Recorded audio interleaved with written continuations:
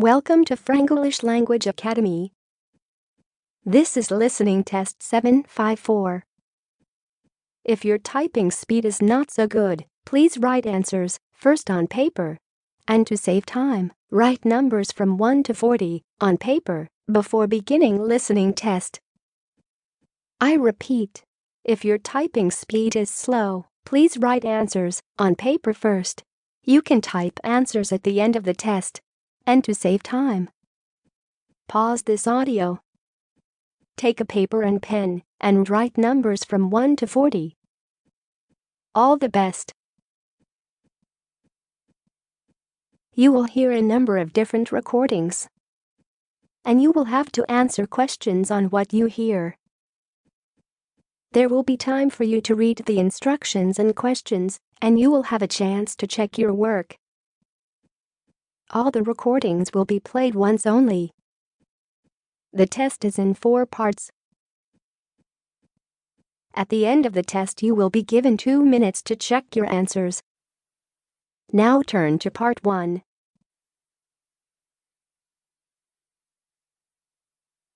Part 1.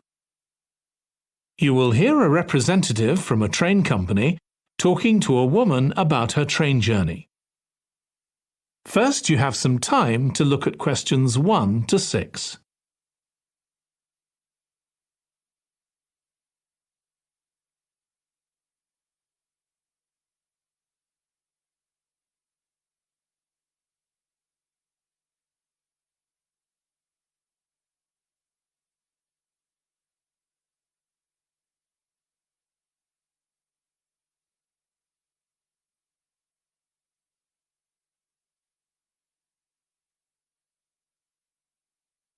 Now listen carefully and answer questions 1 to 6. Hello, do you mind if I ask you some questions about your journey today? We're doing a customer satisfaction survey. Yes, OK. I've got about 10 minutes before my train home leaves. I'm on a day trip. Great, thank you. So, first of all, could you tell me your name? It's Sophie Bird. Thank you. And would you mind telling me what you do? I'm a journalist. Oh, really? That must be interesting. Yes, it is. So, was the reason for your visit here today work? Actually, it's my day off. I came here to do some shopping. Oh, right. But I do sometimes come here for work. OK. Now, I'd like to ask some questions about your journey today, if that's OK. Yes, no problem. Right. So, can you tell me which station you're travelling back to? Stormforth, where I live. Can I just check the spelling? Staunfirth?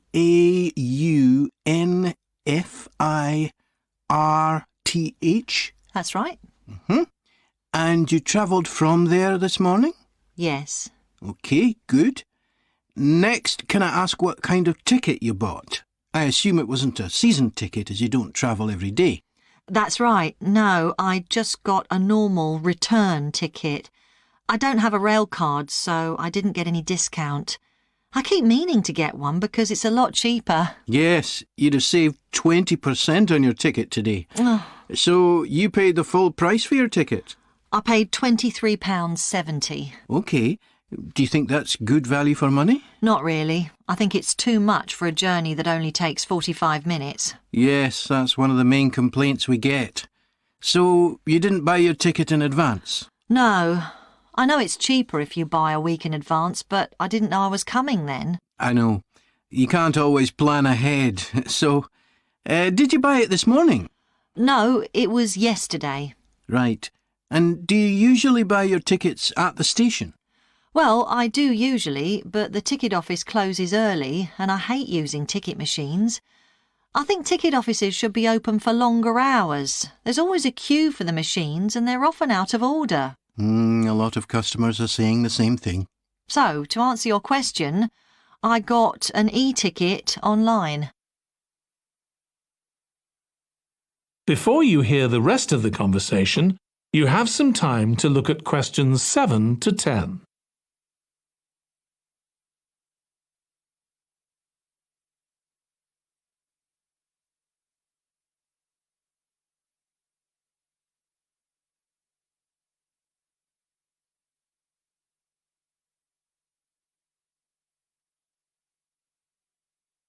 Now listen and answer questions 7 to 10.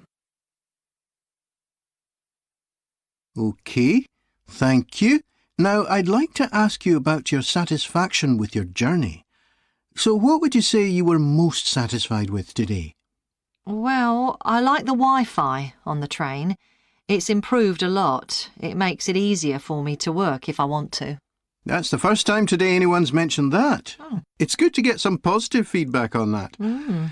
And is there anything you weren't satisfied with? Well, normally the trains run on time and are pretty reliable, but today there was a delay. The train was about 15 minutes behind schedule. OK, I'll put that down. Now, I'd also like to ask about the facilities at the station. You've probably noticed that the whole station's been upgraded. What are you most satisfied with? I think the best thing is that they've improved the amount of information about train times, etc. that's given to passengers. It's much clearer. Before, there was only one board and I couldn't always see it properly, which was frustrating. That's good. And is there anything you're not satisfied with? Let's see. I think things have generally improved a lot. The trains are much more modern and I like the new cafe. But one thing is that there aren't enough places to sit down, especially on the platforms. OK, so I'll put seating down, shall I, as the thing you're least satisfied with? Yes, OK. Can I ask your opinion about some of the other facilities? We'd like feedback on whether people are satisfied, dissatisfied, or neither satisfied nor dissatisfied. OK. What about the parking at the station?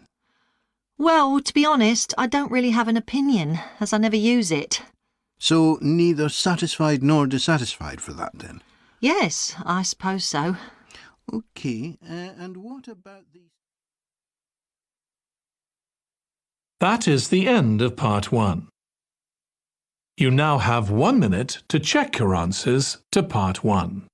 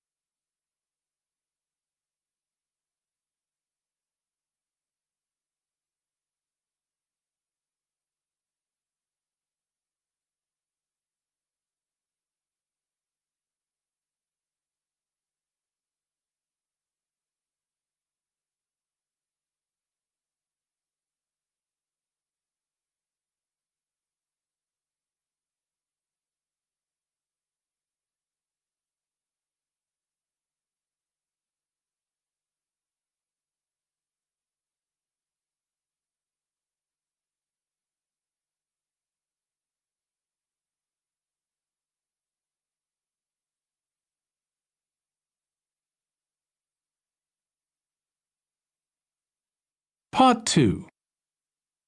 You will hear the chair of a committee on park facilities addressing her local town council about changes that have been made to the park. First, you have some time to look at questions 11 to 16.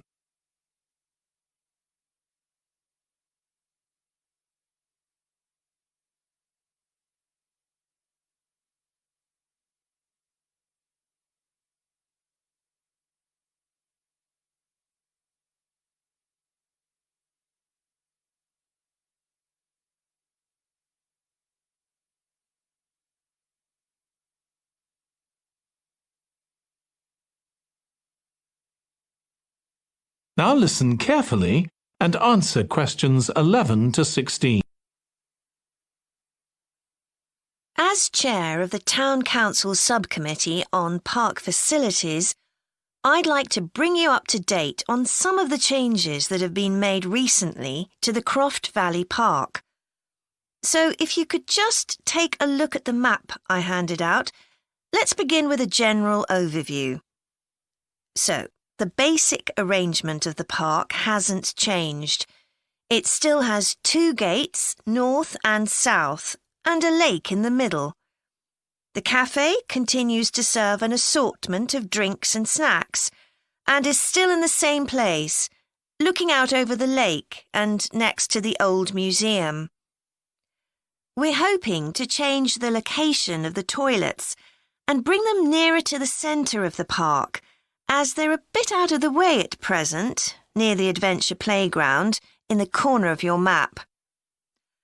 The formal gardens have been replanted and should be at their best in a month or two. They used to be behind the old museum, but we've now used the space near the south gate, between the park boundary and the path that goes past the lake towards the old museum. We have a new outdoor gym for adults and children, which is already proving very popular. It's by the glass houses, just to the right of the path from the south gate. You have to look for it, as it's a bit hidden in the trees. One very successful introduction has been our skateboard ramp. It's in constant use during the evenings and holidays. It's near the old museum, at the end of a little path that leads off from the main path between the lake and the museum. We've also introduced a new area for wildflowers to attract bees and butterflies. It's on a bend in the path that goes round the east side of the lake, just south of the adventure playground. Before you hear the rest of the presentation, you have some time to look at questions 17 to 20.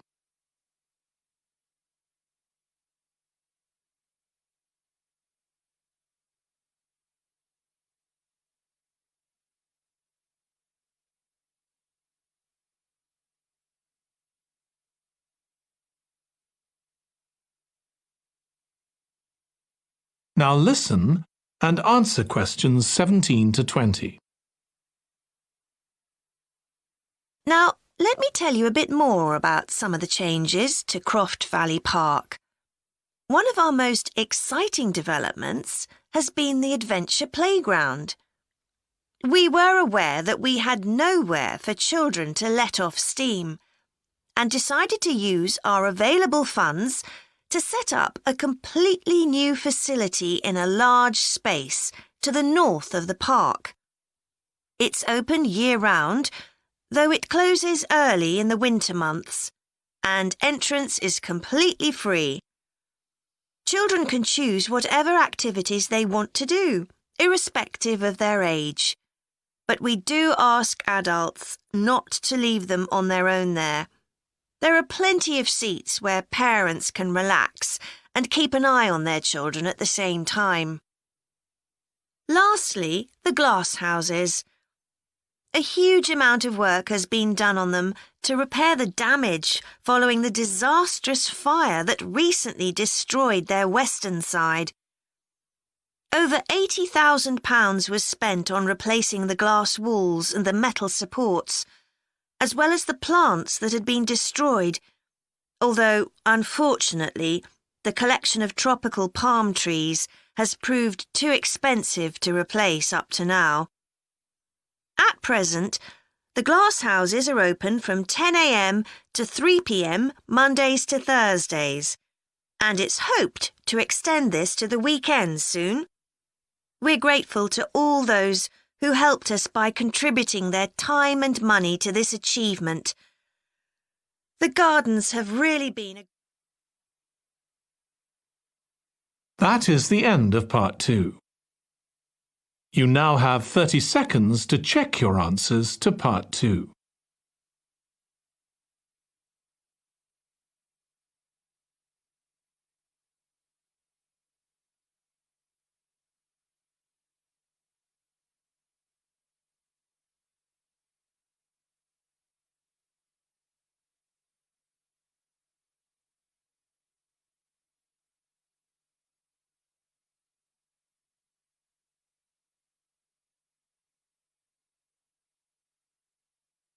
Part 3. You will hear 2 students of social history called Annie and Jack discussing their presentation about refrigeration. First, you have some time to look at questions 21 to 24.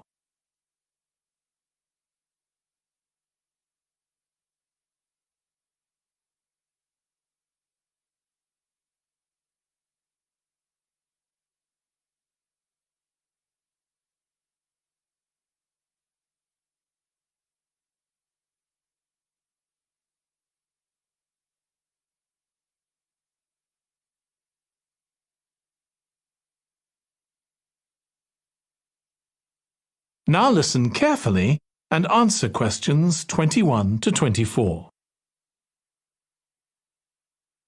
OK, Jack. Before we plan our presentation about refrigeration, let's discuss what we've discovered so far. Fine, Annie, though I have to admit I haven't done much research yet. Nor me. But I found an interesting article about ice houses. I'd seen some 18th and 19th century ones here in the UK, so I knew they were often built in a shady area or underground, close to lakes that might freeze in the winter. Then blocks of ice could be cut and stored in the ice house. But I didn't realise that insulating the blocks with straw or sawdust meant they didn't melt for months. The ancient Romans had refrigeration too. I didn't know that. Yes, pits were dug in the ground and snow was imported from the mountains, even though they were at quite a distance. The snow was stored in the pits. Ice formed at the bottom of it. Both the ice and the snow were then sold. The ice cost more than the snow, and my guess is that only the wealthy members of society could afford it. I wouldn't be surprised. I also came across an article about modern domestic fridges. Several different technologies are used, but they were too complex for me to understand. You have to wonder what happens when people get rid of old ones. You mean because the gases in them are harmful for the environment? Exactly.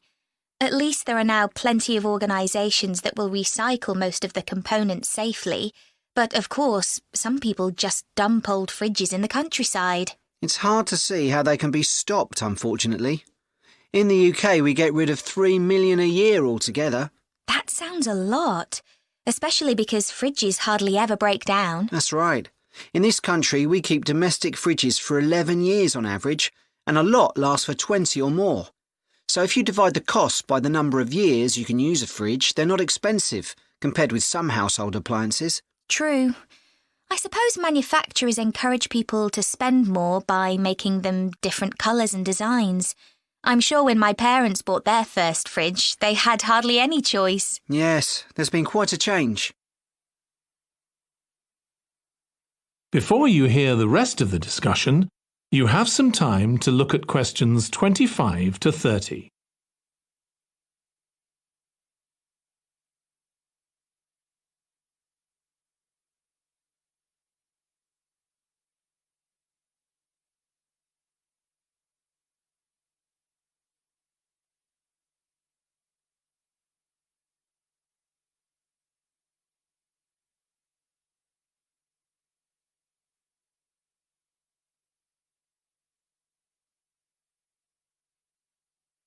Now listen and answer questions 25 to 30.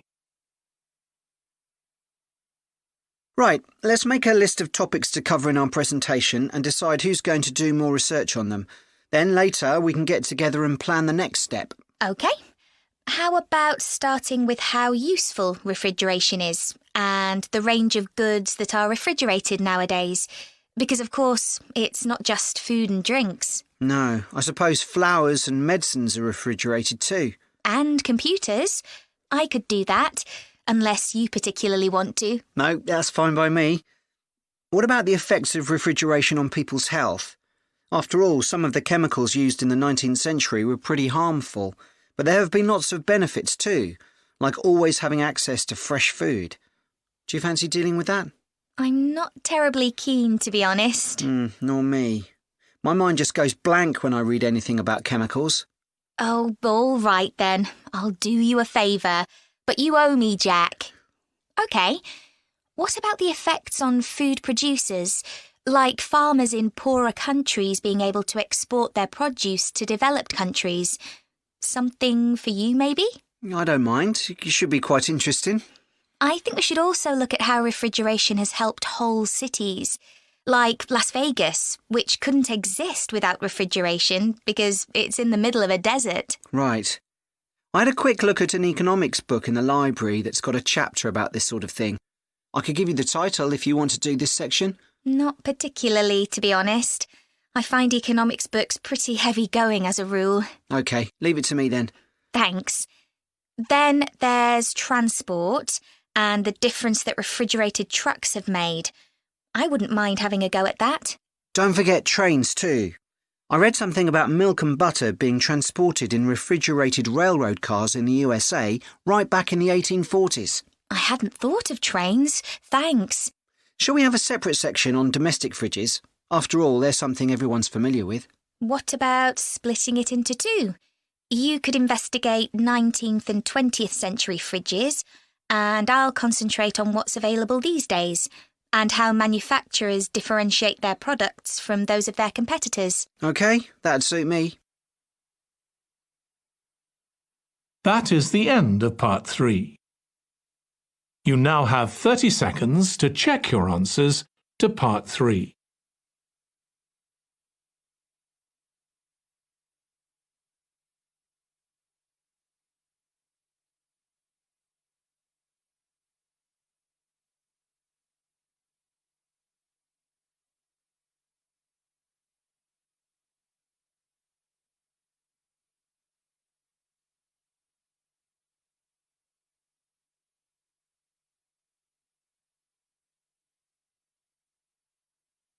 Part 4. You will hear a history student giving part of a presentation about changes in British society in the 19th century. First, you have some time to look at questions 31 to 40.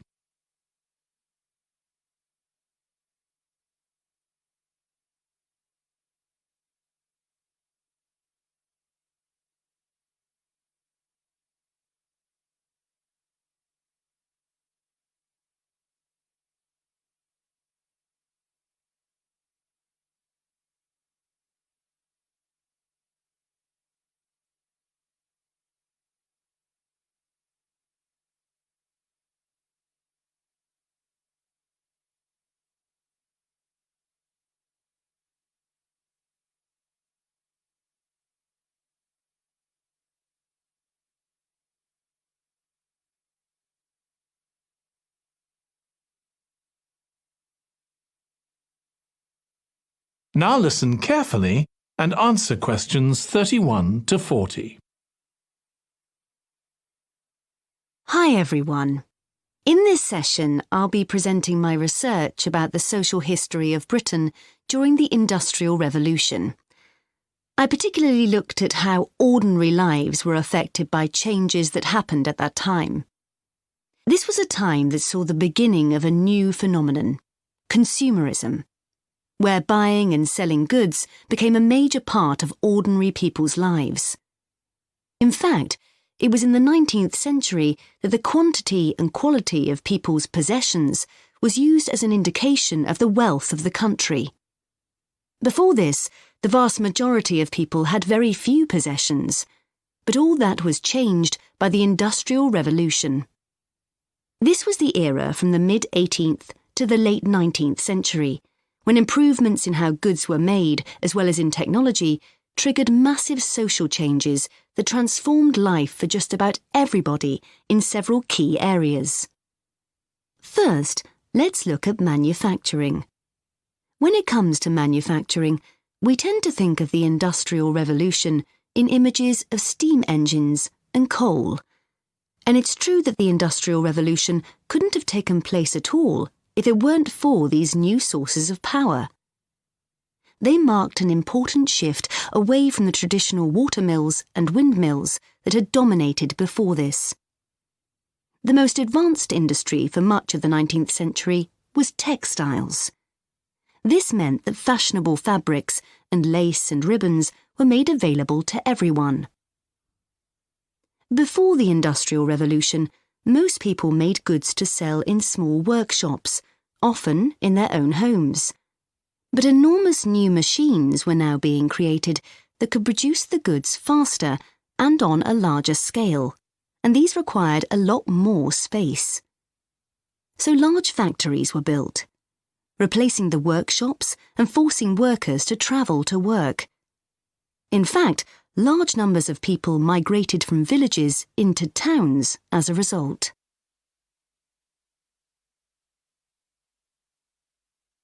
As well as manufacturing, there were new technologies in transport, contributing to the growth of consumerism. The horse-drawn stagecoaches and carts of the 18th century which carried very few people and goods and travelled slowly along poorly surfaced roads, were gradually replaced by the numerous canals that were constructed. These were particularly important for the transportation of goods.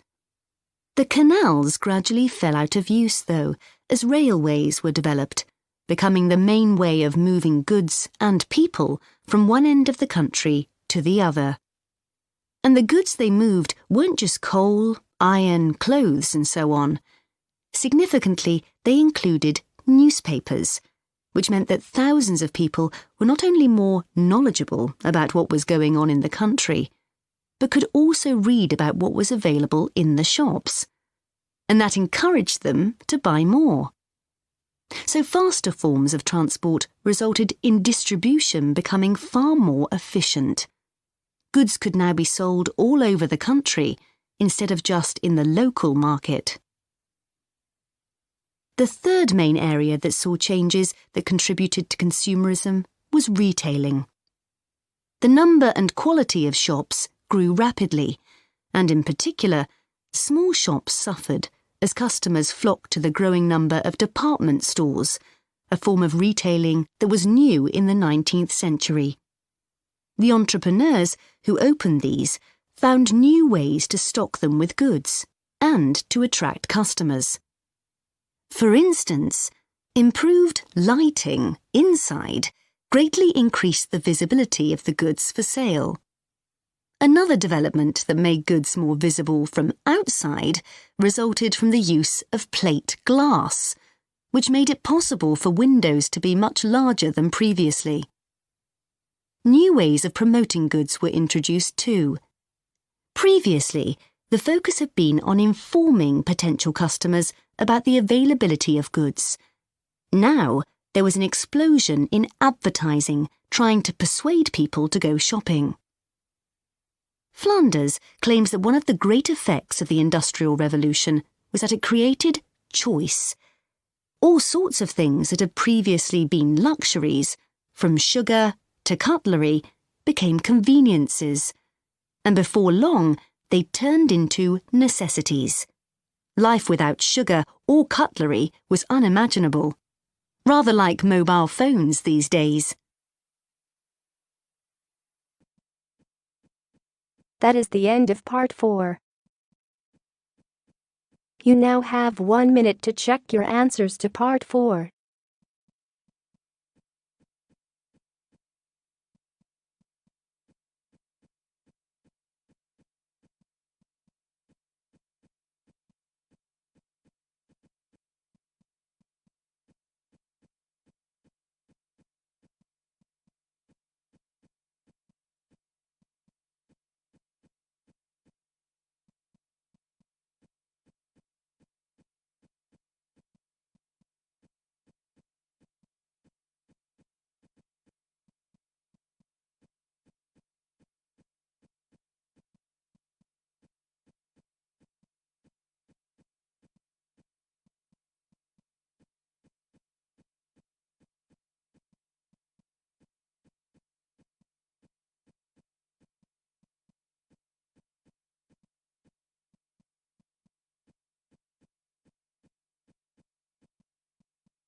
Now you have 2 minutes to check all of your answers.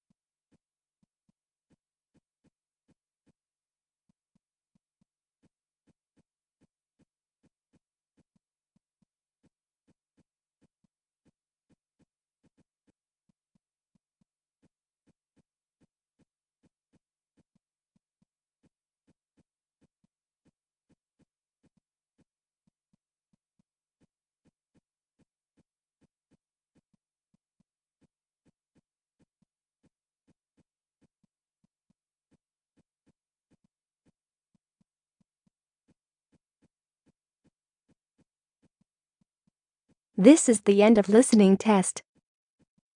In the real computer-delivered IELTS test will be automatically submitted at this stage.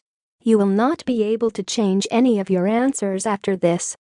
Please click on Submit button.